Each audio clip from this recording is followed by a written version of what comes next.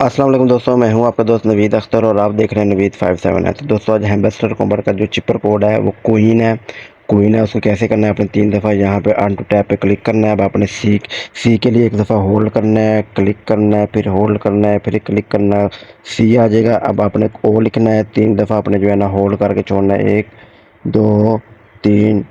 अब आई लिखना है आप लोगों ने, आई के लिए 2 दफ़ा आपने क्लिक कर लेना है और एन के लिए 1 दफ़ा होल्ड करना है और 1 दफ़ा क्लिक कर देना है। तो ये आपका क्वीन वाला ऑप्शन आ जाएगा। ये देखिए आपका टेक प्राइस पे क्लिक कर देना और आपको जो है ना 1 मिलियन मिल जाएगा। उम्मीद करता हूँ आपको वीडियो अच्छी लगेगी। वीडियो अच्छी लगे काइंडली चैनल को सब्सक्राइब कर लीजिएगा। दुआओं में याद रखिएगा। शुक्रिया, अल्लाह हाफिज़।